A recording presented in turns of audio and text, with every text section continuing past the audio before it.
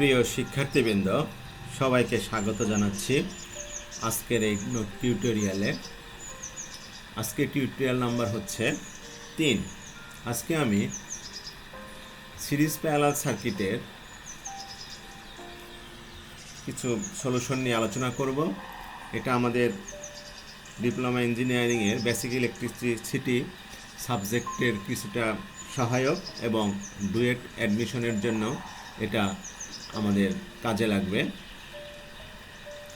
আজকের এই সার্কিটে বলা হয়েছে যে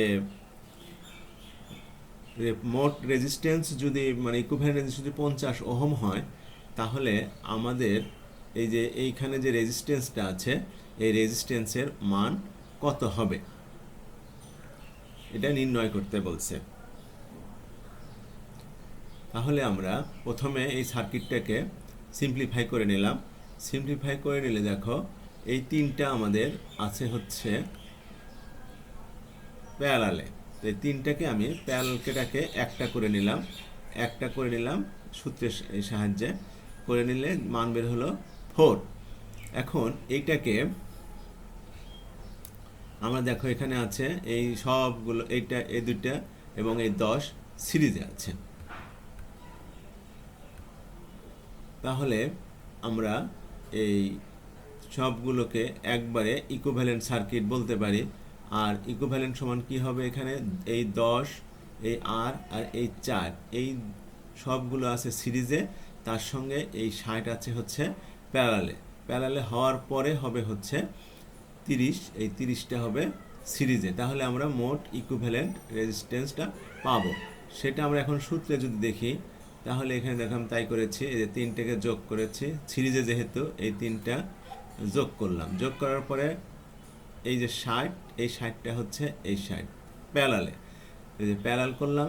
প্যারালাল করার পরে এই যে মোট যেটা বের হলো টোটাল, এটার সঙ্গে কি 30 সিরিজ, কোন 30, এই যে এই 30টা সিরিজ করলে আমাদের ইকুইভ্যালেন্ট রেজিস্ট্যান্স বের হলো। একটা সমীকরণ বের হলো। এই সমীকরণের আমাদের দুই পাশ আছে, ইকুইভ্যালেন্টের মান দেওয়া আছে 50, তারপরে এই পাশও পেয়েছি।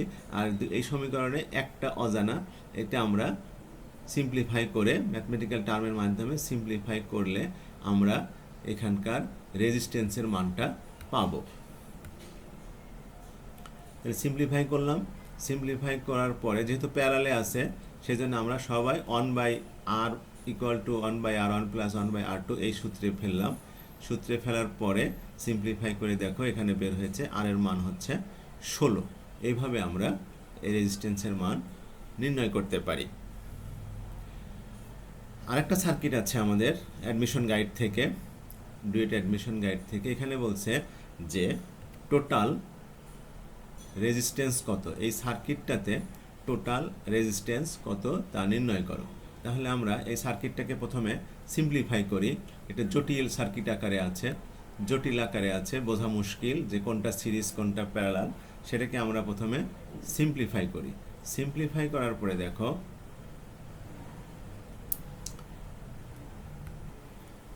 এই সার্কিটে দেখো প্রথমে আমরা এই যে 12 আর এই 12 আছে, এই দুইটা কি প্যারালে আছে, যে এই মাথার সংযোগ হয়ে আছে এখানে প্যারালে। সেইভাবে আমরা এখানে সুন্দর করে দেখাই দিছি বোঝার সুবিধার জন্য, হয়ে গেল। তারপরে এইটা করার পরে দেখো আমরা এই সার্কিট থেকে প্রথমে এই সার্কিট থেকে এইটাতে করলাম। এখন এইটা থেকে এই সার্কিটে যাব। এই সার্কিটে গেলে দেখো এই 7 শর্ট হয়ে আছে, ফলে 7-এর কোনো কাজ নেই, 7 আউট। তারপরে আমরা সিম্পলিফাই করি, এই ভোল্টেজ হচ্ছে এই ভোল্টেজ আঁকাচ্ছি। তারপরে তোমার এই 2 আর 6 আমরা এখানে লেখাই দিলাম, যেহেতু ভোল্টেজের সঙ্গে প্যারালে আছে আমাদের সুবিধার জন্য সামনে আঁকলাম, পরে আঁকলেও সমস্যা নেই। তারপরে এই 24টা হচ্ছে এই 24টা। তারপরে দেখো এই যে আমাদের এই 12 আর 12 এই দুইটা হচ্ছে প্যারালাল আছে, এই যে 12 আর এই 12, তার সঙ্গে দুইটা এক জায়গায় হয়ে গেছে কোথায়, 4-এর সঙ্গে। 4 আবার কোথায় গেছে, 4 চলে গেছে হচ্ছে ভোল্টেজে। এইটা আমরা এভাবে অঙ্কন করতে পারি। তোমরা ইচ্ছা করলে এই পার্টটা পরেও দিতে পারো, কোনো সমস্যা নেই, সংযোগ ঠিক থাকলেই হলো। তাহলে প্রথমে আমরা সিম্পলিফাই করে নিলাম। করে নেওয়ার পরে এখন আমাদের ক্যালকুলেশনে যাব। ক্যালকুলেশনে গেলে দেখো এই যে এই দুইটা কি প্যারালে আছে, এই দুইটা প্যারালকে আমরা একটা করে ফেললাম 6। তারপরে এখন এই 8, এই 2 আর এই 6 এই ক্যালকুলেশন করলে সিরিজে যেহেতু যোগ করলে 8 হয়, তাহলে এইটাকে একটা করে ফেললাম, আবার এই দুইটাকে আমরা একটা করে ফেললাম। করার পরে এখন দেখো এই 7 যেহেতু তোমার হচ্ছে কি হয় না আউট হয়ে গেছে, তাইলে আমরা এখন এই ভোল্টেজের পরে আছে কত, এই 4 আর এই 6, এই 4 আর এই 6 এটা করলাম। এখন দেখো আমরা এই দুইটা সিরিজে আছে আর সবগুলো প্যারালালে আছে।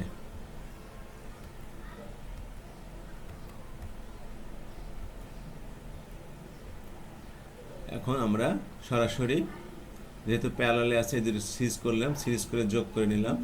যোগ করে নেওয়ার পরে আমরা এই যে 8 3 পেলাম, এই যে 10, এই 10। এখন যেহেতু তিনটাই কি আছে প্যারালালে আছে, তাই জন্য আমরা প্যারালালের সূত্রে ফেলে আমরা মোট ইকুইভ্যালেন্ট রেজিস্ট্যান্সের মান পেলাম। এইভাবে আমরা বিস্তারিত করতে পারি। যদি শর্টকাটে করতে চাই তাহলে আমাদের এই যে এটা আমরা এভাবে করলেও অঙ্ক হয়ে যাবে।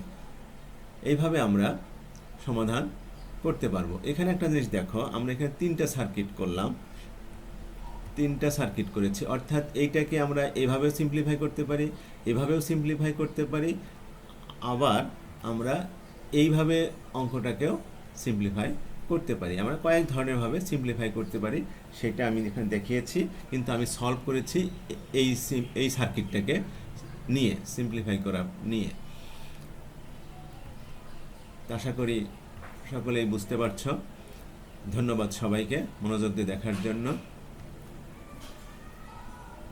একটু আমার চ্যানেলটা রিচ হওয়ার জন্য সাবস্ক্রাইব এবং লাইক শেয়ার করার অনুরোধ রাখছি।